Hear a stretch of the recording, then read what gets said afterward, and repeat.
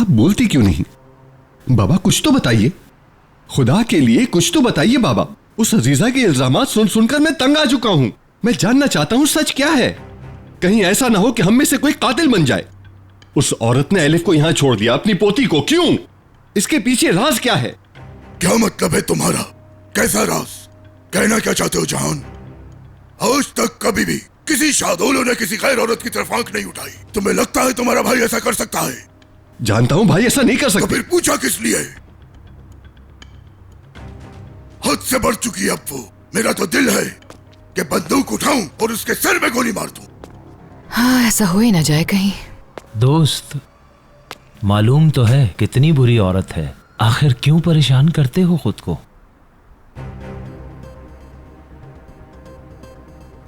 माफ करना बेटी।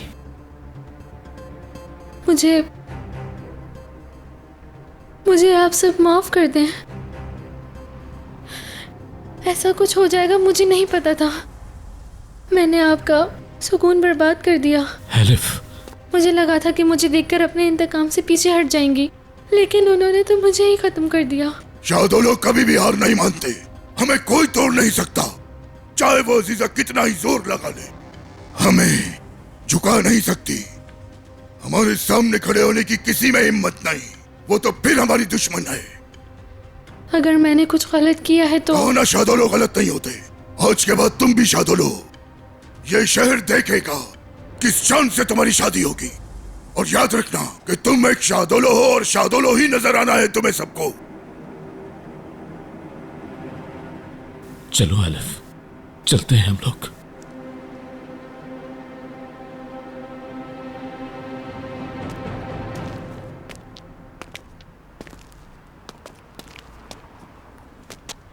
भाई,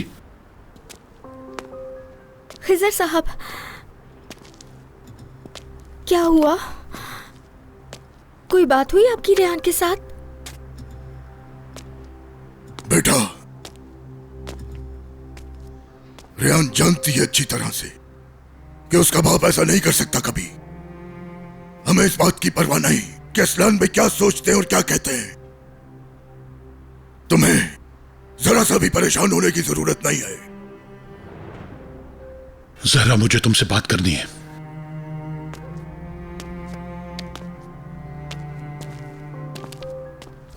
जहान, हम कुछ बात कर सकते हैं क्या?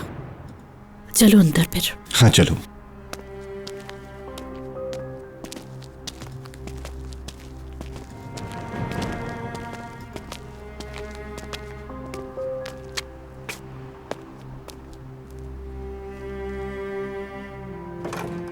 जहान इधर आओ जल्दी। अजीजा ने सबका दिमाग खराब करके रख दिया है। अजीब औरत है, पूरी रात खराब कर दी। अब तुम्हें क्या हुआ है? जहान, हमें शादी खत्म करवानी होगी। जितनी जल्दी हो सके डिवोर्स की तैयारी करो। ये कैसी बातें कर रही हो खानदान? होश में तो हो तुम? इतनी मुश्किलों से शादी करवाई और तुम तलाक की बातें कर रही हो? जहान, तुमने शायद उस औरत को गौर से नहीं देखा। उसके इंतकाम की आग में हम लोग भी जल जाएंगे। बात को समझो, तुम क्यों नहीं समझ रहे हो? उसका ताल्लुक तुम्हारे भाई से है, तो उस इंतकाम की आग में मैं अपने बेटे को जलने नहीं दूंगी। मैं अच्छी तरह से जानती हूँ कि अजीजा इतनी आसानी से ये खत्म होने नहीं देगी। बताओ, हमने आजाद की शादी क्यों करवाई? हमें अजीजा से बचना था, लेकिन हम ऐसा नहीं कर पाए। और ये सब होगा कैसे खानदान? आजाद उस लड़की से शादी कर चुका है, उसे घर ला चुका है और तुम उसे... मुझे कोई परवाह नहीं। मेरा सिर्फ एक ही बेटा है और मैं उसे तुम्हारे भाई की वजह से कुर्बान नहीं कर सकती, समझे तुम? ये करना होगा। जहान, हमने ये क्या किया? अपने हाथों से अपने बच्चे को मौत के मुंह में धकेल दिया। अच्छा ठीक है, बस चुप हो जाओ, चुप हो जाओ, इतनी परेशान मत हो। कैसे परेशान न हो? तुम जाके बाबा से बात करो। हमारे बेटे के लिए तुम्हें उनको मनाना ही होगा। और मैं जाकर एलिफ और आजाद से बात करती हूँ। ये डिवोर्स उन दोनों की मर्जी से होगी और उसके बाद आजाद एलिफ को उसके घर छोड़ देगा। एलिफ बहुत अच्छी लड़की है, उसको कोई ना कोई लड़का मिल ही जाएगा। यही बेहतर है हमारे बेटे के लिए, और आजाद के लिए भी कोई अच्छी लड़की मिल जाएगी। हाँ नाम, तुम इस वक्त परेशान हो, तुम्हें अंदाजा नहीं तुम क्या बातें कर रही हो। क्या आजाद उस लड़की को छोड़ दे जिसका हाथ थाम कर लाया है? आजाद ने शादी मजबूरी में की है। हम दोनों ने इस बात पे राजी किया था उसको। ठीक है जान, ठीक है। अगर आजाद ने कुछ नहीं किया तो आजाद की जगह एलिफ करेगी सब, और मैं जानती हूं कि एलिफ जरूर करेगी। देख लेना तुम जान।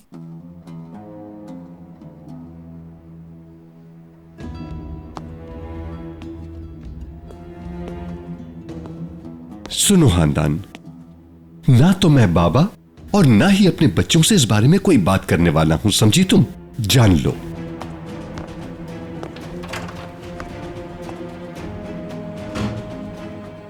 नहीं करना तो नहीं करो, मैं कर लूंगी।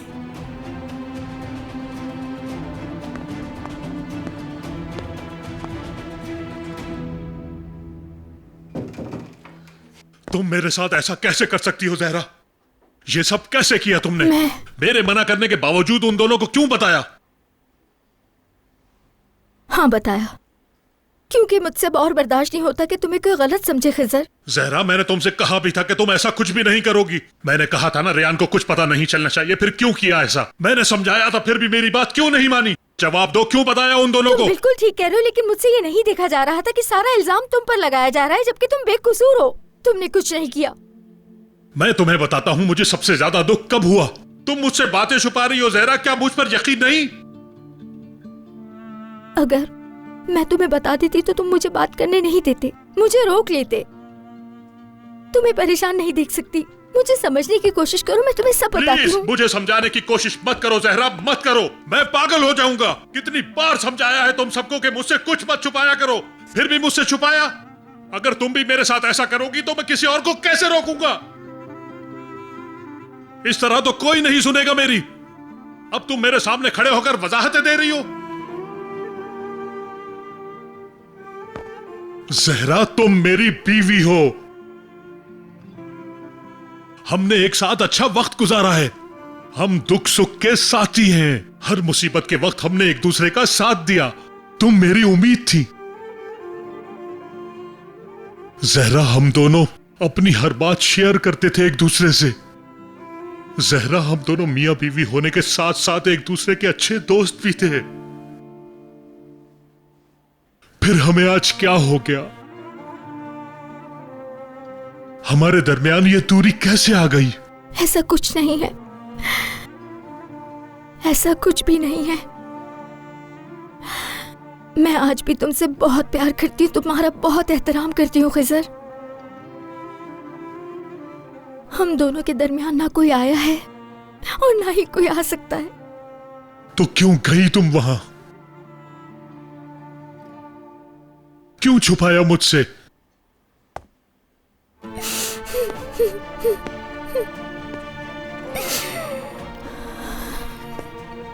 ज़हरा साहिबा ने अगर हमें सब कुछ बता दिया तो इसका मतलब ये नहीं कि तुम मासूम बन जाओ। तुमने जानबूझकर हमसे झूठ बोला है, जैसा तुम आज तक बोलते आए हो। मैं इस अजाब से बाहर निकलना चाहता हूं, सच सबके सामने लाना चाहता हूं।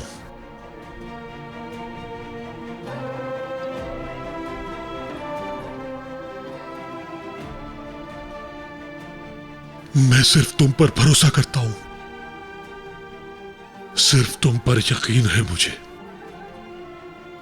और अगर तुम भी ऐसा करोगी, मुझसे छुपाओगी,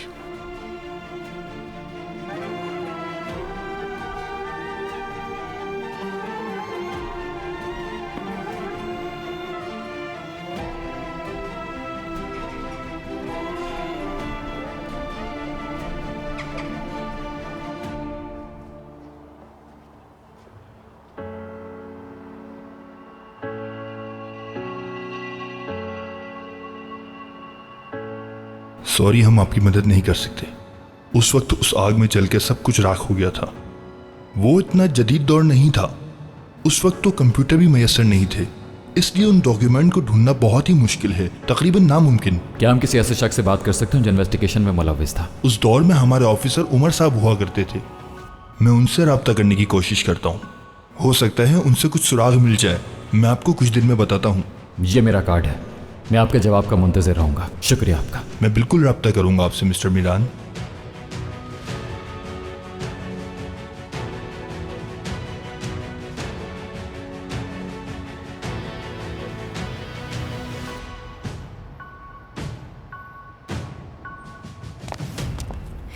मीरान, अब क्या होगा? क्या करेंगे अब हम दोनों?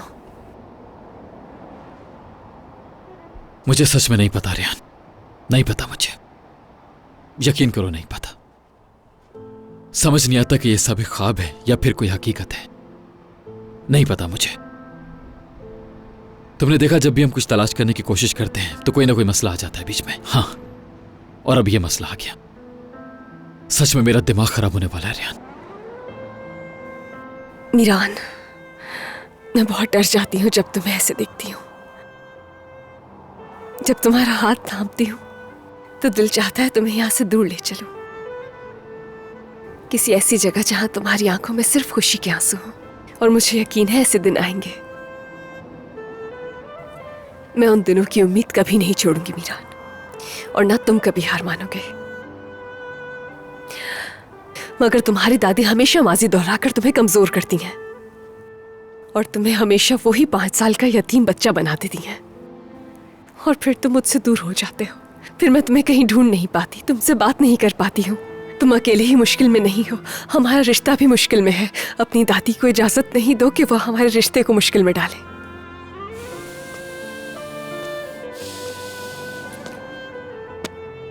मैं बहुत कोशिश करता हूं रियान, यकीन करो मेरा, बहुत कोशिश करता हूं मैं। जैसे एक बच्चे को यकीन करने के लिए सच की तलाश होती है, बिल्कुल मुझे भी कैसे सच की तलाश है, पर नहीं मिल रहा।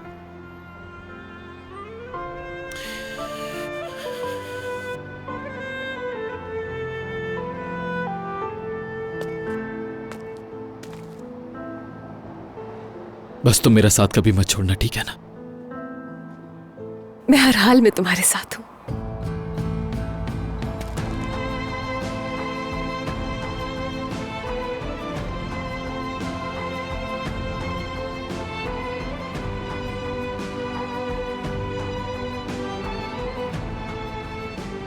शुक्रिया तुम्हारा।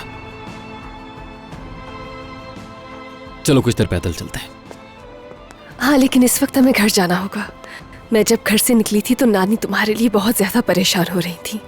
हमें फौरन घर जाना चाहिए ताकि उनकी परेशानी दूर हो जाए। फिर वॉक पर चलेंगे। ठीक है।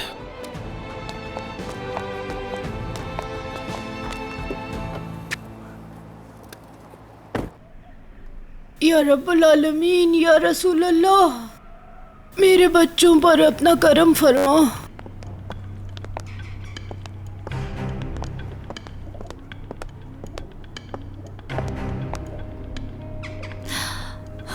बस कर दो। किस बात के लिए इतने चक्कर लगा रही हो? तुम्हारे चक्कर लगाने से कोई खबर जल्दी नहीं आ जाएगी। आप हमेशा इतने सुकून से कैसे रहती हैं? आपको किसी भी बात का डर नहीं कि हमारे साथ क्या होगा? कुछ भी नहीं होगा, परेशान मत हो, फिक्र ना करो। अगर कुछ हुआ होता तो बुरी खबर पहले ही आ चुकी होती।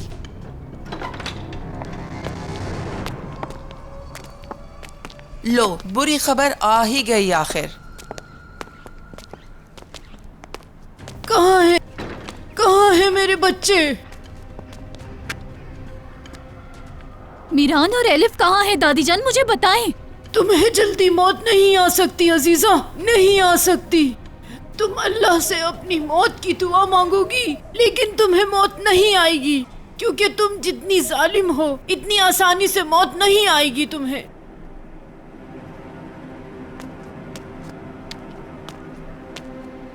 फिरात, तुम ही कुछ बताओ, कहाँ है वो लोग, क्या हुआ है? बताओ मुझे। एलिफ ने वापस आने के लिए शर्त रखी है। अगर दादी जान अपना इंतकाम लेने से पीछे हट जाएं तो एलिफ वापस आ जाएगी। तुम्हारे अंकल और दिलशा खानम के साथ जो हुआ वो नहीं बुलाती। मीरान की हालत भी ठीक नहीं थी। दिलशाह की बात कर रहे हो क्या?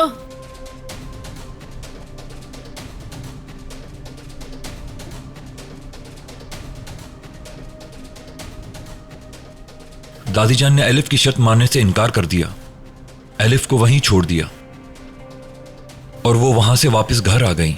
वाह अजीजा, वाह वाह, कैसी औरत हो तुम, बहुत जालिम हो। तुम्हारी बुराई की तो कोई हद ही नहीं। जो अपने घर वालों को ना बख्शे वो दूसरों के साथ क्या कुछ नहीं करता होगा। उसने जुल्म की इंतहा कर दी, अब उसने कोई कसर नहीं छोड़ी। अगर एलिफ को वहाँ छोड़ दिया है तो उन्होंने मेरे भाई की परवाह भी नहीं करनी। वक्त आने पर उसको भी इंतकाम के लिए इस्तेमाल करेंगी। एलिफ तो दादी की बहुत खास थी, सबसे प्यारी थी, लेकिन उसको भी वहां छोड़ दिया। मतलब दादी को ना एलिफ की परवाह है ना ही मीरान की।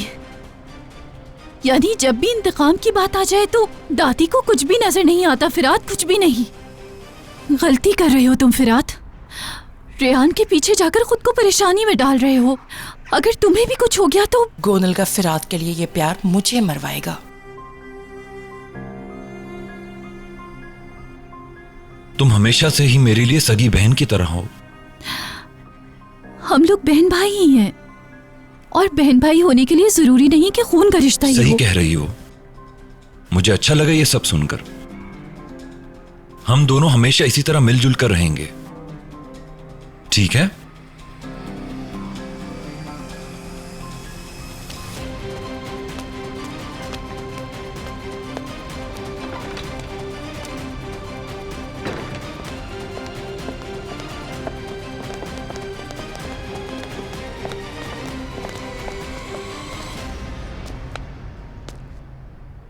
इस घर में बहुत कुछ ऐसा है जो मैं नहीं जानती, और मैं जानना भी नहीं चाहती उस औरत की बातों को।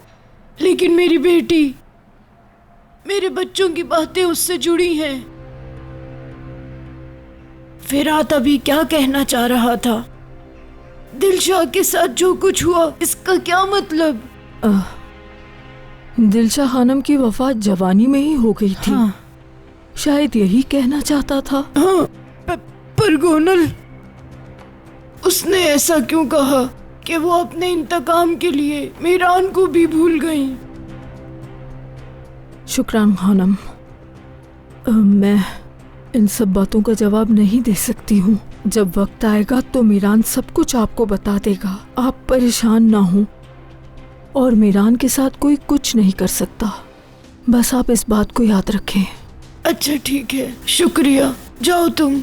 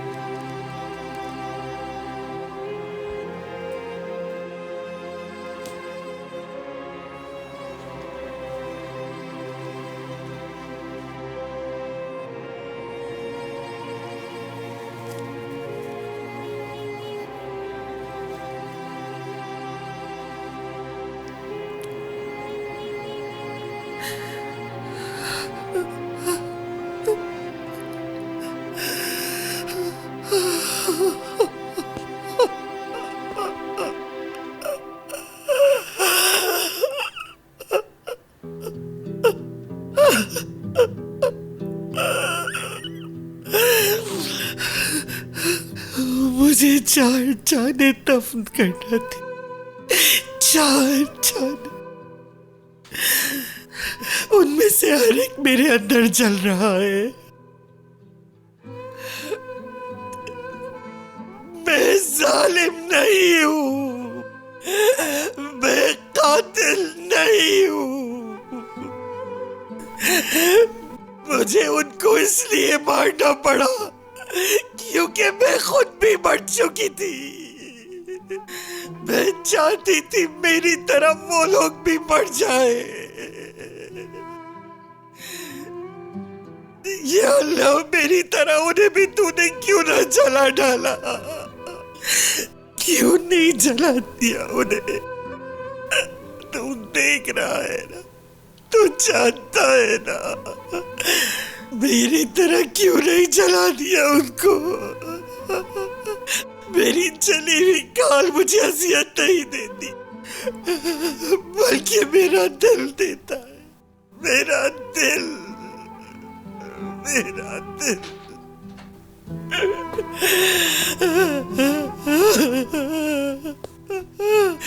तुमने मुझसे मेरे बच्चे, मेरी बहनें तक ले ली, और कितनी कब्रें अभी मुझे खोदना होगी। अब मैं और अपने कितने प्यारों को दफन करूंगी, कितनों को। मैंने तुम्हारा क्या बिगाड़ा है? क्या बिगाड़ा है मैंने तुम्हारा? ऐसा क्या कर दिया मैंने जो तेरी नजरों में गिर गया? ऐसा क्या कर दिया जो इतनी बार चलाई गई? बता मुझे मेरे रब। या अल्लाह, तूने मुझे तरह छोड़ दिया। सिर्फ एक एलफी मेरे साथ थी, और अब वो भी मुझसे दूर चली गई। उन्हें नहीं पता, उन्हें नहीं पता, उन्हें नहीं पता मैं कैसे चली। वो नहीं जानते ये किस तरह का दर्द है। उन्हें नहीं पता मेरी कब्र कहाँ है। तुमने मुझसे मेरे प्यारों को ले लिया,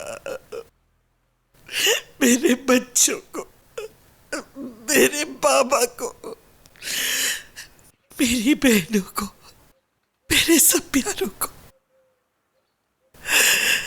मेरे प्यारों से मुझे दूर कर दिया तूने। कब तक मेरी आजमाइश करेगा मेरे अल्लाह? कितनी बार और कितनी बार?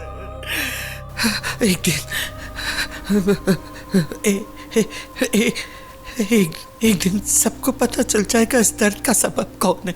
सबको पता चल जाएगा। उस वक्त सब ये कहेंगे कि अजीजा, तुमने कैसे ये जिंदगी गुजार दी? आखिर ये सब कुछ कैसे सहा? जो सुन नहीं सकता वो भी सुनेगा, जो देख नहीं सकता वो भी देख लेगा। सब समझ जाएंगे सब। वो दिन मुझे दिखा मेरे रब, वो दिन मुझे दिखा मेरे रब।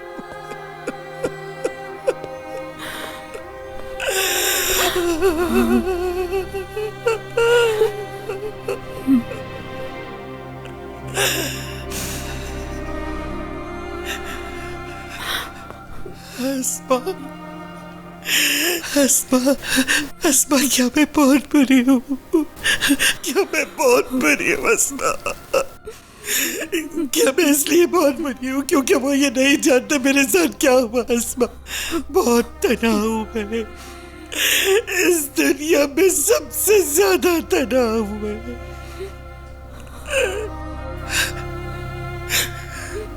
नहीं, आप अकेली नहीं है, लेकिन अब छोड़ दे सब कुछ। मैं आपसे इल्तिजा करती हूँ, खत्म कर दे सब इंतकाम। कैसे सब खत्म कर दूं अस्मा? तुम तो सारा सच जानती हो।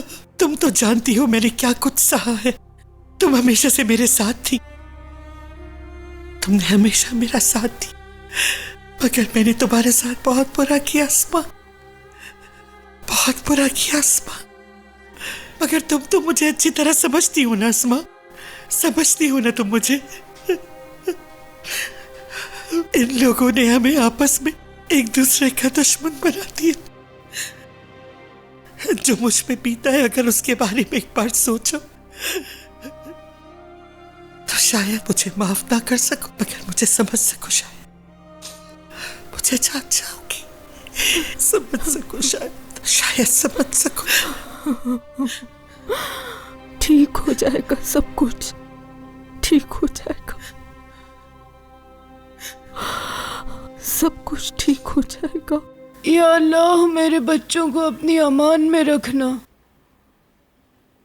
उनको सही सलामत घर पहुंचा दे मेरे मौला, आमीन। नानी जान, रेयान, अल्लाह तेरा लाख लाख शुक्र है।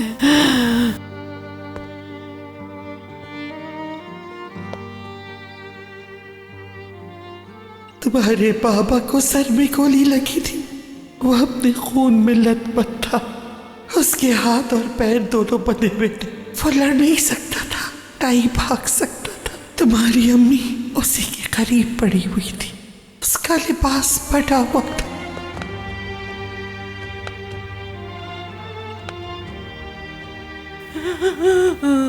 मेरे बेटे,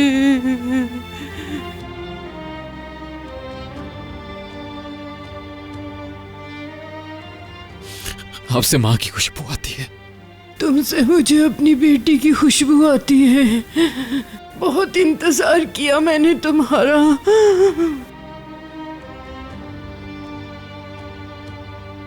क्या हुआ बेटा? आओ बैठो यहाँ। क्या कहना चाहते हो?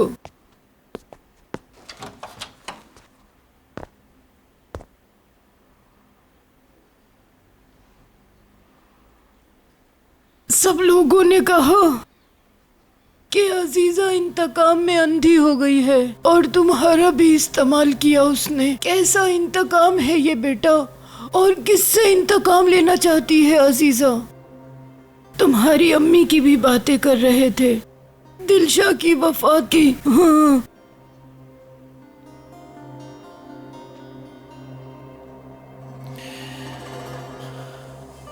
नानी जान, सही वक्त आने पर मैं खुद आपको सब कुछ बता दूंगा। जब तक आपको मुझसे कुछ पता न चले, आप किसी की बात पर यकीन न कीजिएगा। थोड़ा सा वक्त है मुझे।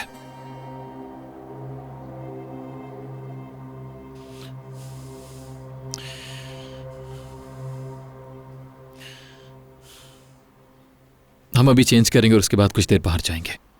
सोचा पहले आपसे मिल लेते हैं ताकि आप परेशान ना हो रही हो। आप क्यों नहीं चलती हमारे साथ? हाँ, आप भी इतने दिनों से कमरे में ही तो हैं। ताज़ा हवा ले लीजिएगा हमारे साथ।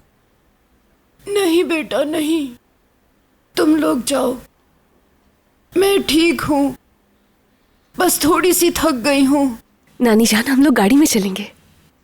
नहीं मेरे बच्चों, तुम लोग जाओ, बस मैंने तुम लोगों को देख लिया, मेरे लिए यही काफी है। एक दूसरे का हमेशा ख्याल रखना, ठीक है? अच्छा ठीक है, आप कुछ देर के लिए आराम कीजिए, हम जल्दी वापस आ जाएंगे। मेरा बच्चा आए।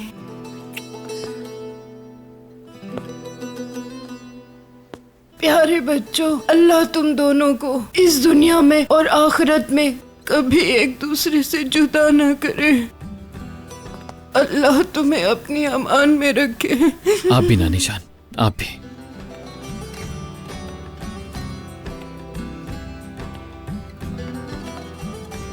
चलें।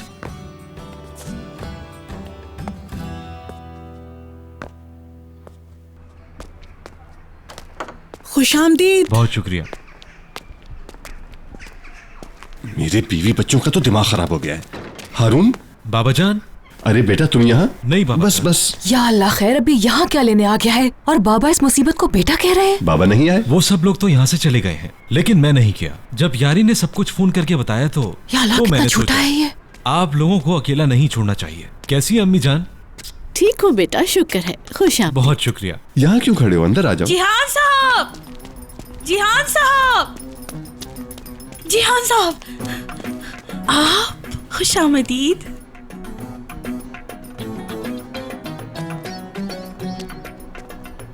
मलिका, क्या कहना चाहती हो? जल्दी कहो। जी हाँ साहब, नसू साहब ने आप सबको अंदर बुलाया है, कोई जरूरी बात करनी है। हाँ ठीक है, जाओ। चलो आओ, अंदर चलें। चलो बेटा।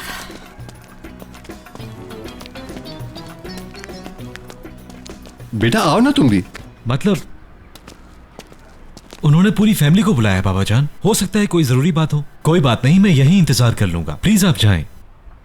बेटा तुम भी हमारी फैमिली का हिस्सा हो, चलो आ जाओ। शुक्रिया, लेकिन मुझे गलत मत समझिएगा। मैं भी आप लोगों को अपनी फैमिली मानता हूँ, क्योंकि यारीन से अभी मेरा निकाह नहीं हुआ, तो मेरा मतलब है नसू साहब को बुरा ना लगे इसलिए कह रहा हूँ। नहीं बेटा, ऐसी कोई बात नहीं है, लेकिन अगर तुम बाबा कह रहे हो तो फिर बाबा की बात तो माननी है। चलो आ जाओ, बाबा इंतजार कर रहे हैं हमारा। आ जाओ।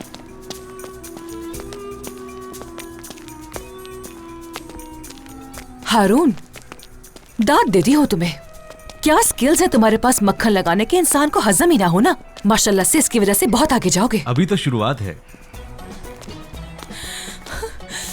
मैं कसम खाती हूँ मैं पागल हो जाऊंगी यहाँ। अगर मैं इस लड़के को कत्ल कर दूं तो ये पुलिस मुझे कहीं सजा तो नहीं देगी ना। यारेन, होश में आओ, होश में आओ। उफ।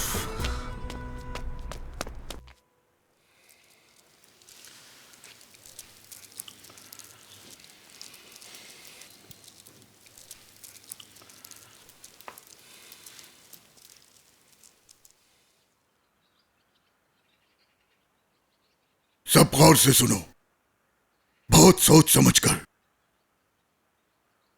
एक फैसला किया है जिसके बारे में तुम्हें बताना है। किस बारे में बाबा? आजाद की शादी के। अगर इन बच्चों ने खामोशी से शादी कर ही ली है तो हम खामोश नहीं बैठेंगे। सारा मिद्यात देखेगा ये शादी।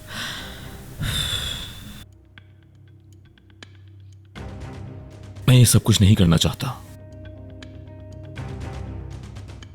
तुमने शादी कर ली है, तुम्हारा काम खत्म।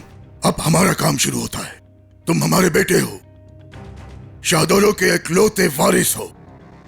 मुस्तफा आगा भी तैयार हैं। अब दोनों खानदानों को मिलकर ये शादी शान और शौकत से करना होगी। हाँ, बहुत अच्छा किया, हम लोगों को भी शामिल कर लिया। हम सब ने मिलकर अपने ही बच्चे को बर्बाद कर दिया। एलिफ और मैं जो चाहते हैं वो सब कुछ हमने आपको बता दिया है। हमें मजबूर मत करें। चलो एलिफ, चलते हैं।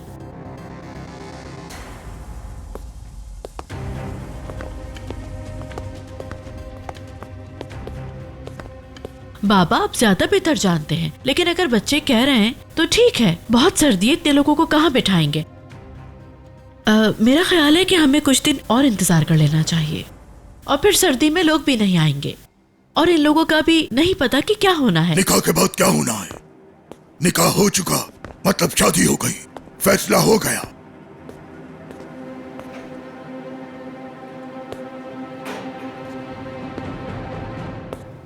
और वैसे भी हम शादी यहां से नहीं अपने दूसरे घर से करेंगे। वहां पे जगह काफी बड़ी है, काफी मेहमान आ जाएंगे, अच्छा बड़ा जश्न हो सकता है। खूब जानवर ज़िबा करेंगे, पूरा मिद्यात देखेगा कि इतनी शान और शौकत से शादी की है। और ढोल ताशे वालों को बुला लेना तुम। कल शाहदौलों के बेटे की शादी हो रही है, और तुम दोनों जाके अपने बेवकूफ बेटे को समझाओ कि अब वो किसी किस्म की कोई बेवकूफी ना करे। मैंने जो फैसला करना था कर दिया। अच्छा खानदान चुप हो जाओ।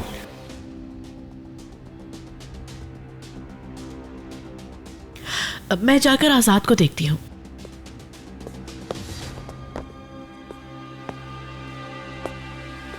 बाबा, आपकी सोच अच्छी है, लेकिन बात यह है कि वो अजीजा इतनी जल्दी हार नहीं मानने वाली। और नहीं मानती तो ना माने, हम डरते नहीं। जान, खानदान जो बुड़बुड़ा रही थी सुन चुका हूं, और अब तुम उसकी जुबान मत बोलो। जो कह दिया वो हो के रहेगा। अजीजा के इंतकाम से डर कर क्या मैं खुशियां मनाना छोड़ दूं? ठीक है बाबा, ठीक है। आप घर के सरबराह हैं, जैसे आप चाहेंगे वैसा होगा। एलिफ, अंदर मैंने जो कुछ भी कहा वो सब सिर्फ गुस्से की वजह से था। लेकिन अगर तुम चाहती हो कि हम शादी कर लें तो मुझे कोई इशू नहीं। नहीं, मैं भी नहीं चाहती और ना ही मेरी कोई ख्वाहिश है अभी शादी करने की। अगर तुम चाहती हो तो मुझे बता सकती हो, ये तुम्हारा हक है। अगर तुम चाहती हो कि आजाद प्लीज इस तरह खुद को मजबूर मत किया करो, मुझे अच्छा नहीं लगता। मेरी सबसे बड़ी खुशी तब होती जब दादी जान इस इंतकाम से पीछे हट जाती, लेकिन नहीं हो सका।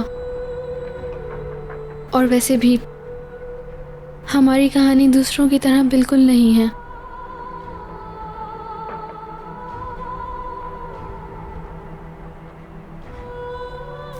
दादा यहाँ सबको खुश करते हैं और पोता एलिफ को कहाँ से ले आए हम ये मुसीबत अपने सर। अगर तुम्हें ठंड लग रही है तो अंदर चलते हैं हम लोग। ठीक हूँ, तुम आराम करो, मुझे वैसे भी ठंड बहुत पसंद है। ठीक है, जैसे तुम्हारी मर्जी।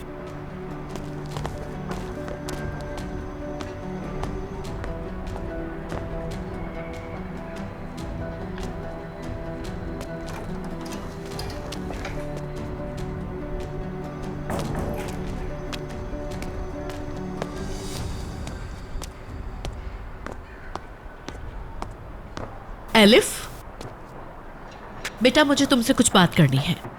जी बिल्कुल, बोले। देखो बेटा, मैंने पहले दिन ही कहा था कि बातें शेयर करनी होंगी, हमें एक दूसरे से खुल के बात करनी होगी। देखो मैं कर रही हूँ, लेकिन थोड़ी देर पहले तुमने कहा कि ऐसी शादी का कोई फायदा नहीं। नहीं तो मैं भी नहीं चाहती। तुम कहोगी कि कल रात कुछ और थी और अब कुछ और। देखो बेटा, हमने आजाद को इसलिए शादी का कहा ताकि दोनों खानदानों की दुश्मनी हमेशा के लिए खत्म हो सके, लेकिन तुम अपनी दादी को देख रही हो, इस शादी का भी कोई फायदा नहीं हुआ, तो ये शादी बरकरार कैसे रहेगी? और आजाद ने तो तुम्हें छुआ तक नहीं।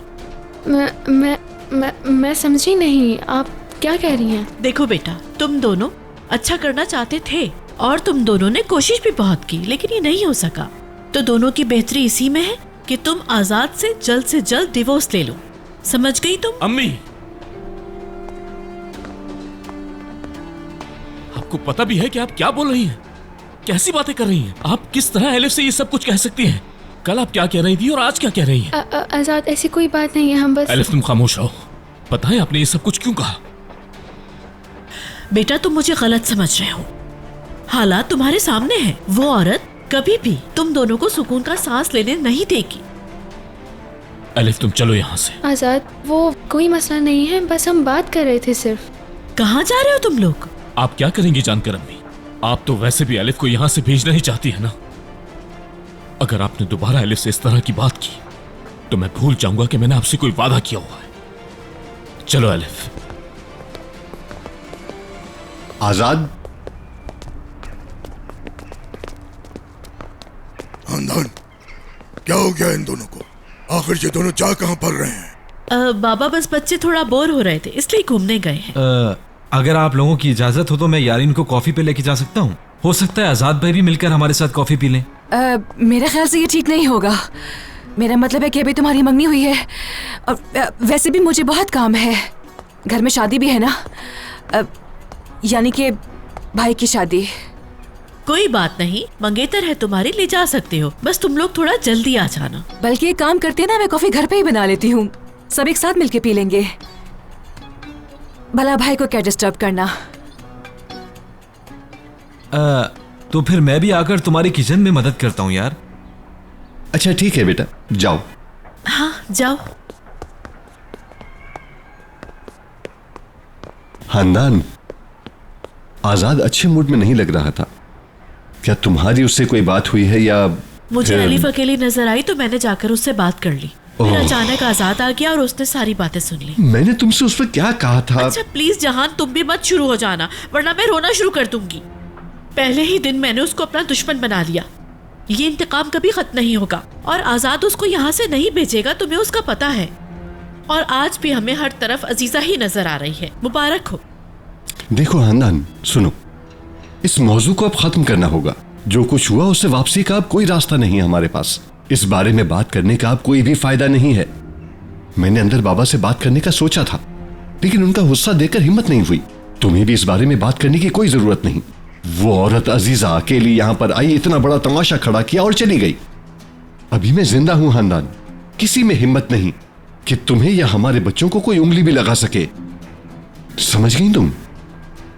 ठीक है, तुम परेशान मत हो, अंदर चली जाओ, ठंड लग जाएगी।